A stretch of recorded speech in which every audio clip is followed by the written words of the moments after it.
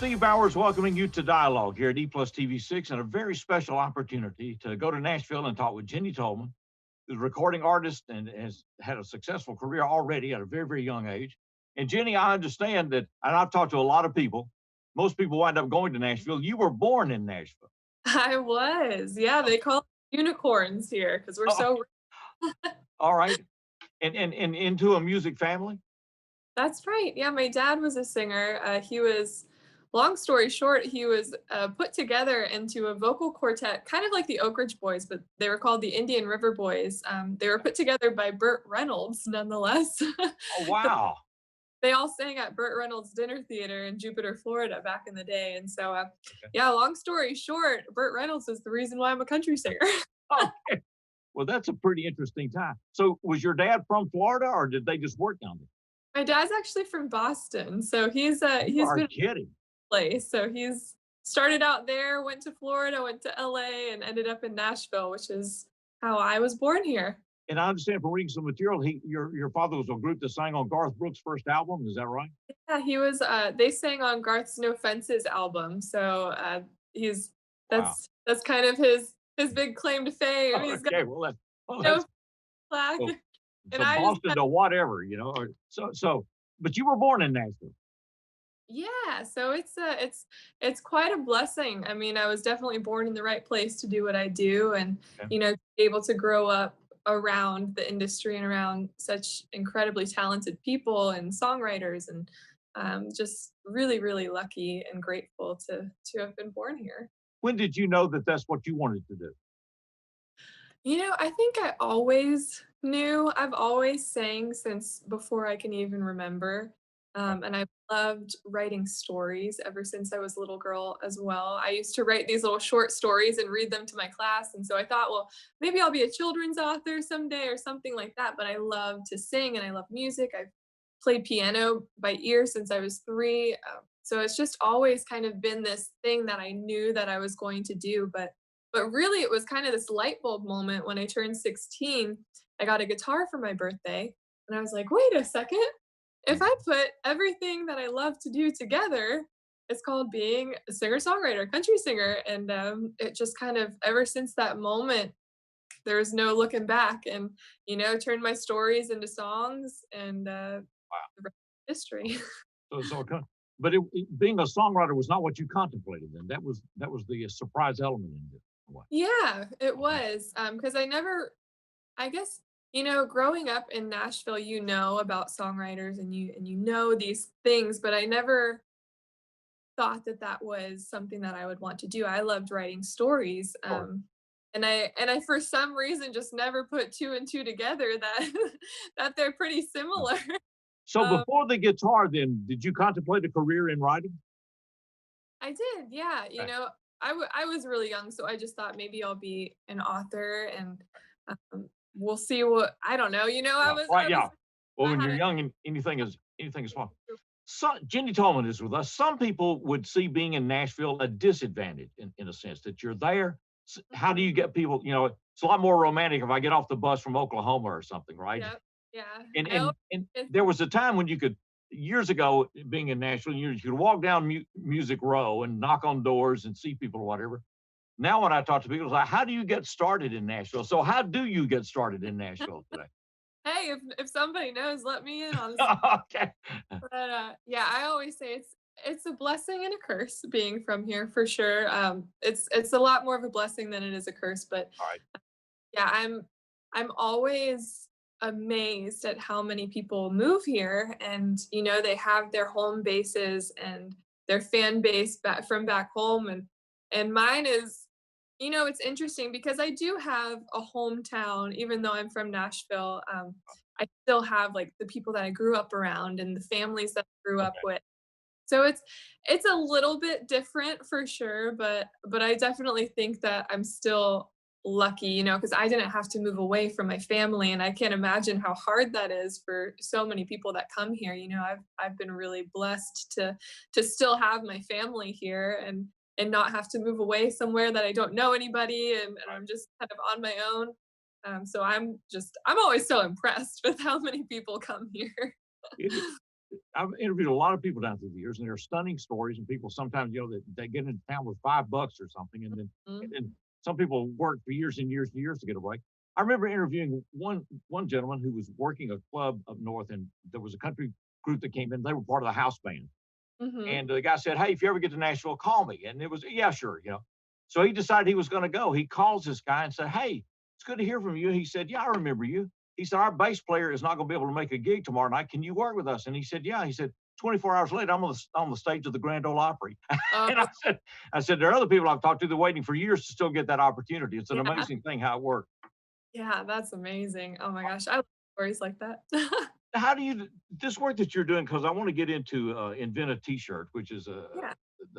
the recent work you're doing, and because your writing style and everything, you've kind of created your own world out there, right? Through which you Yeah. tell these So stories, right?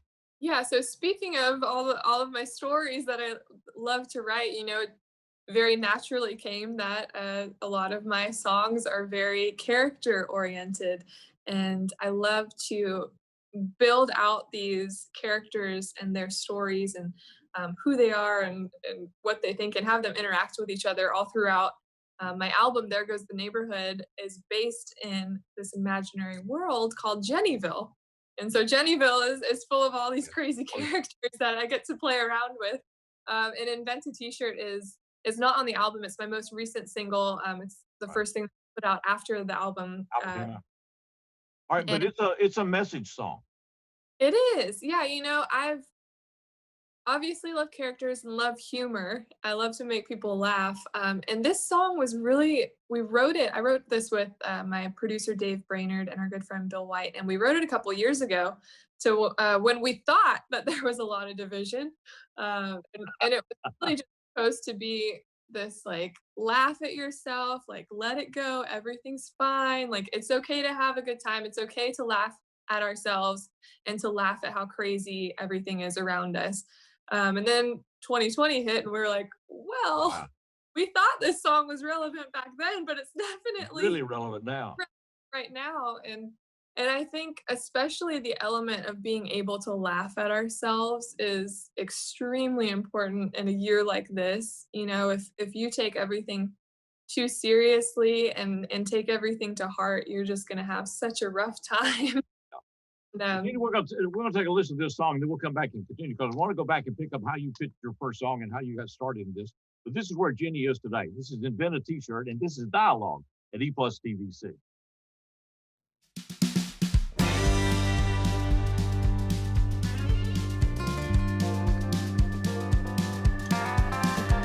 There's all kinds of people in the world today, and every dang one got something to say. One post away from being unfriended by half your friends. You can write your feelings all you want, but there's a chance it'll come back to haunt. So just press that backspace button, don't you dare hit send. Yeah, freedom of speech, it must have been made up back when there was common sense, 'cause common sense ain't trending much these days. Our sense of humor is getting neglected. All the good jokes are politically corrected. If I could invent a T-shirt, this is what it'd say. I hate haters, I love lovers, and I don't really care about people who don't really care. I hate haters, I love lovers, and you're free to kiss and I kiss my derriere.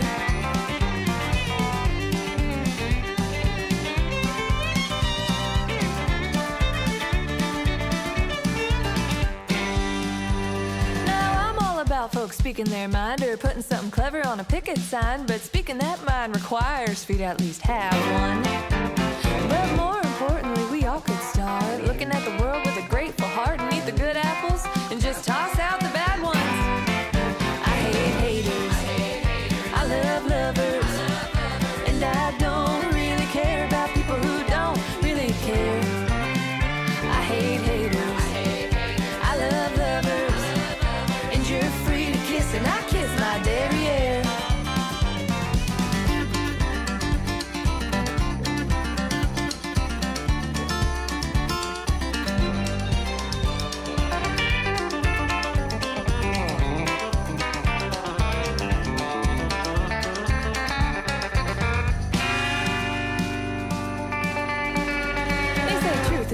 at a disagreement, there's probably some things that we'll disagree with, and you certainly have the right to be wrong.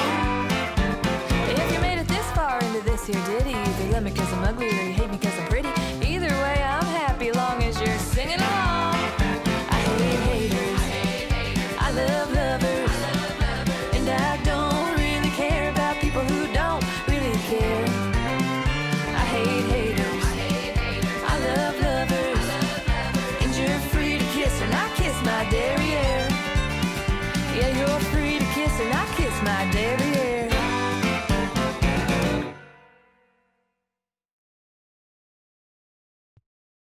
Welcome back to Dialogue here at E+ TV6 and a conversation with Jenny Tolman. We've seen her work now in the work that she's doing. I want to go back, Jenny, to you get this guitar at 16.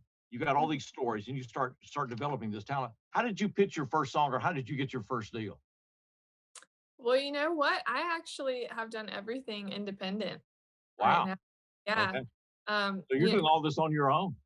yeah, I've got a really good team that I'm building out right now, but everything with the album has been completely independent, and this new song as well. So, but I mean, I've got tons of amazing people around me that have helped get lots of stuff done, and amazing co-writers. I didn't realize you were doing all this independently. So that's fascinating to hear. That your work has a lot of content to it, because something to complain about, I think, is a very touching and poignant song. Thank you. Yeah, you know, I really try to study some of my favorite writers and artists of all time. Where Roger Miller is a big one, Bobby Bear, Shel Silverstein, Dolly Parton. You know, I think that they all have the capacity to take something that is very like a serious sentiment and a serious idea, and turn it into something that's more tangible for everybody to be open to listening to. And I've found that through humor, which they've used a lot of in their music. You know, if you make somebody laugh, you make them comfortable. Right. And if somebody's comfortable with you, they're much more open to hearing what you have to say. And so that's kind of, you know, a little trick that I like to use. You know, I love to make people laugh in the first place, but then if I can make them laugh and also deliver a message at the same time, that's so much, that means so much more at the same time. So that's something that I really try to do with my music. So when you're talking about then, there goes the neighborhood, and you've got these characters, and you've got Jennyville Mhm. created out here. Then do you see your work then continue to evolve from that? That it becomes an adaptation or expansion of these characters?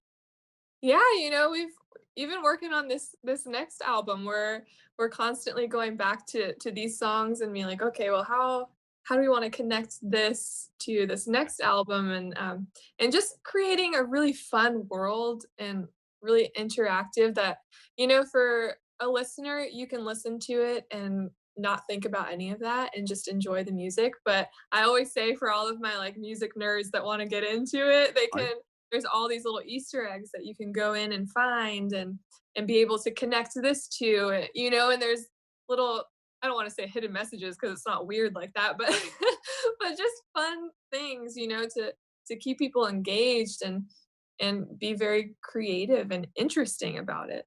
I would think that if you pursue this for your fan base, then that they catch on and become part of this evolution of, Yeah, of whatever Jenny is going to become, right? Which we don't know. absolutely. And that's what I always try to say with the whole Jennyville concept, is that I try not to define it too much, at the same time, because I like to think of it as, you know, you're reading a book and everybody sees pictures in their head differently of what these characters look like in this book. And so everybody, I kind of like to leave it up to the listener's imagination, and let them have that creative freedom, because it's so much more fun that way too, if everybody has their own vision, and I'm not just dictating like this is what it is. I want you to also get to go on this journey and have your own creative thoughts about it. Who all is in There Goes the Neighborhood? Then, of course, the song itself is a very cute song and a great play. But Hmm. then you got all these other characters out there. Yep.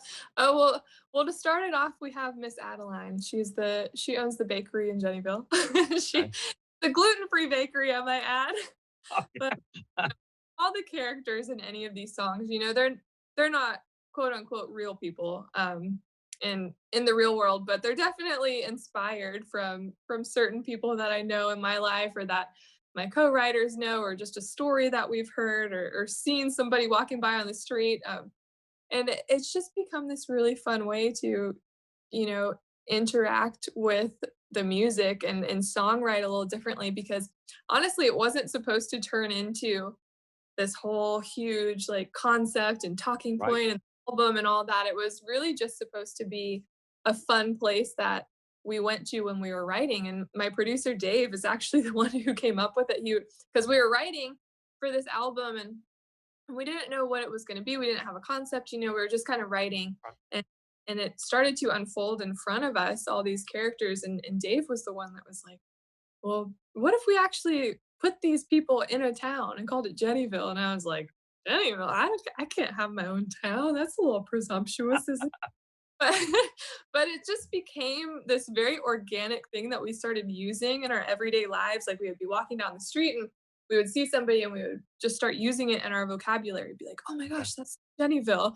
So it just, yeah, I was like, well, I guess if we're having this much fun with it, fans might have more fun with it. So we're going to open it up. So this is carrying over into your new album that you're working on. Yes. Okay. Mhm. So this concept is holding at least through 2 projects. Yes. Okay. Mhm. We'll see where it goes from there. Yeah. It's a mystery. It's an intriguing way to do albums because it's not just like starting over, Yeah. right? Yep. We've mean- always got something to go back to and connect to. So it Uh, becomes it's a really- reference point. Quite a hook. Jenny Tomlin is with us, and we're going to continue this conversation. We're right here at E Plus TV6 with Dialogue, and we'll be right back.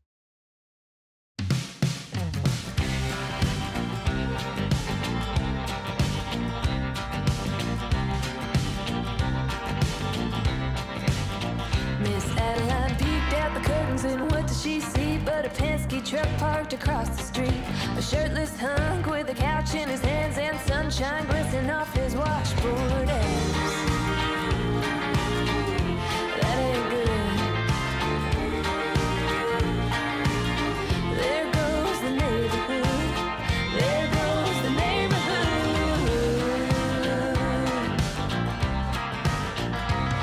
His real estate lady was Emma Jane, whose best friend Debbie is the gossip queen. They got the housewives already licking their lips for a 6'1" single income, no kids. That ain't good. There goes the neighborhood. There goes the neighborhood. Well, Bobby's in her booty shorts jogging on by. She must have made a loop around at least 10 times. And who's that putting on too much pretty? It's the high-class white trash welcoming committee. That ain't good. There goes the neighborhood. There goes the neighborhood.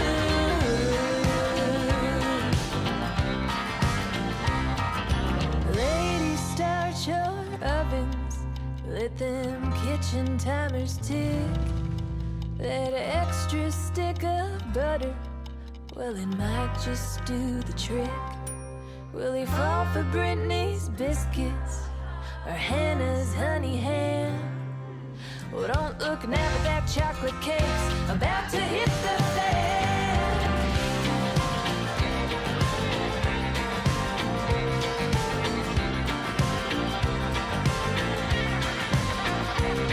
For now, they can all keep twirling their hair, trying to sneak a peek at his derriere. But it's all for naught at the end of the day, when they find out he swings the other way. That ain't good. There goes the neighborhood. No, that ain't good. There goes the neighborhood. There goes the neighborhood. Sorry, lady.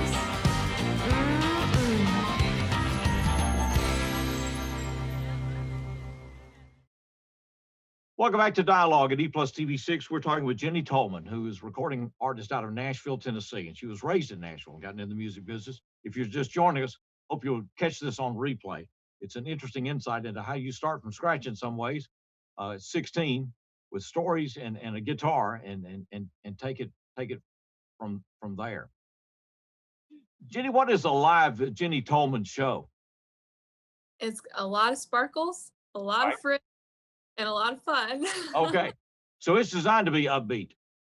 Yes, absolutely. I'm always looking for new ways to keep the energy up. But also another thing is we do have we like to call them valleys so that the mountains can rise up again. You know, you can't Right. have everything crazy, but we do Right. like to have a good time and like I've said so many times before, I love to make people laugh and to make them dance too. I love seeing people dance during shows.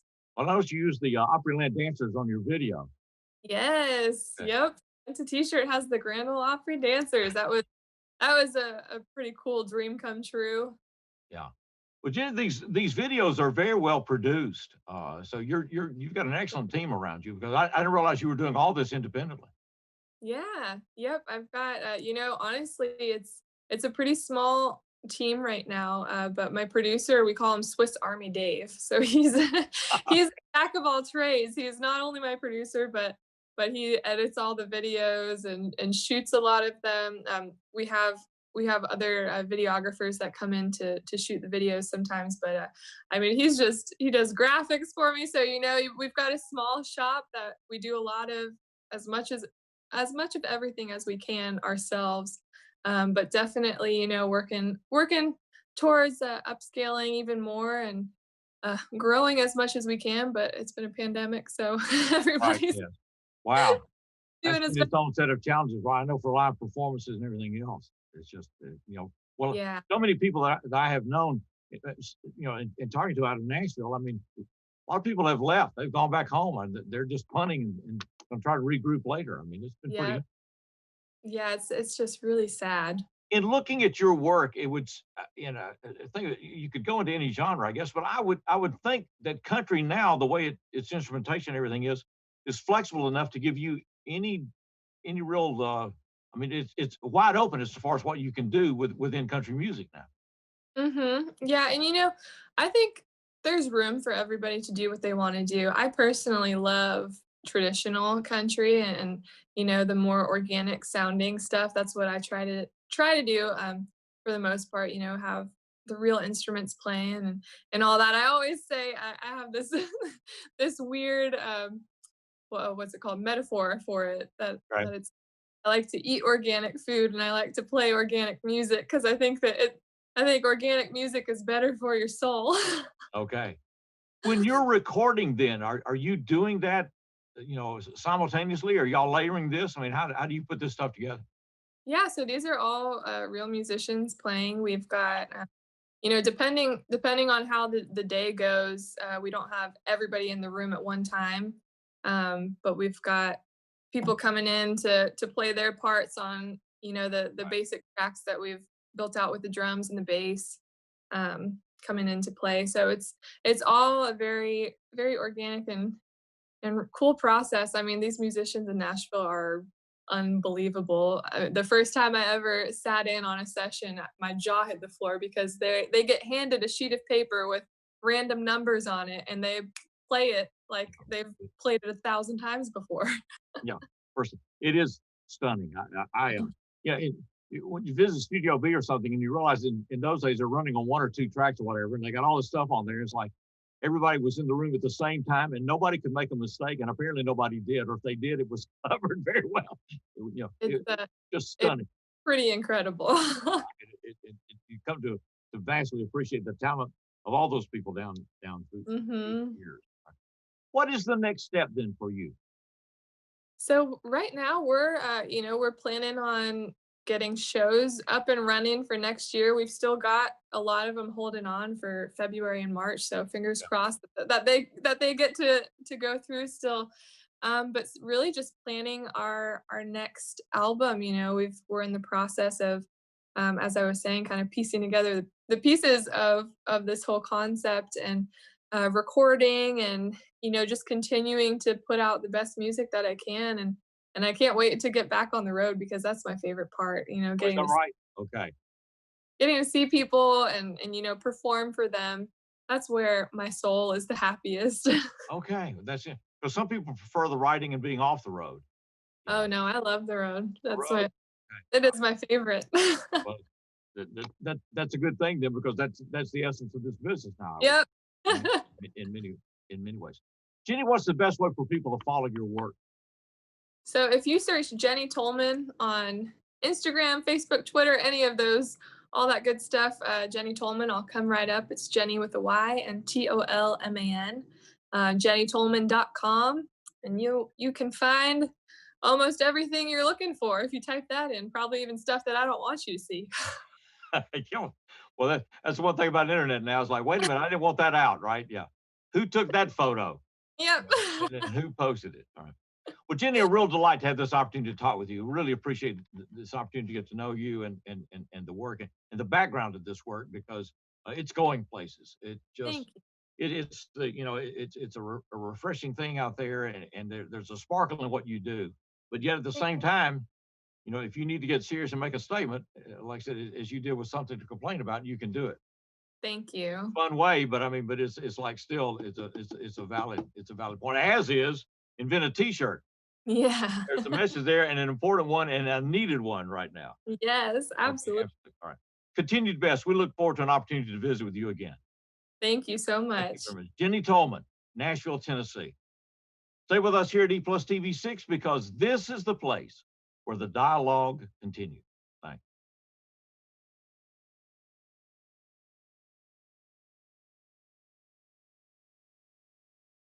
Spent 2 hours getting ready with my makeup in my hair.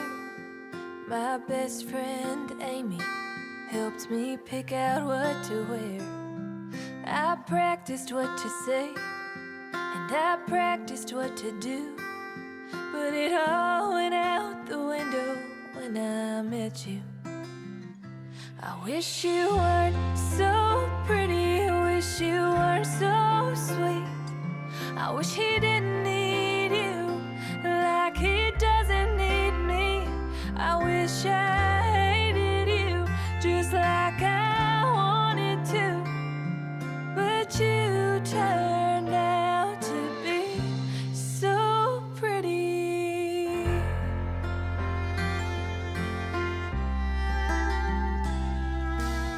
You know you're being nice to me only makes it worse. This killing me with kindness, it's a blessing and a curse. I could've used a cold shoulder, a pretentious he's mine grin, just to prove to me that you're no good for him. I wish you weren't so pretty, I wish you weren't so sweet. I wish he didn't need you like he doesn't need me. I wish I hated you just like I wanted to, oh, but you turned out to be so pretty.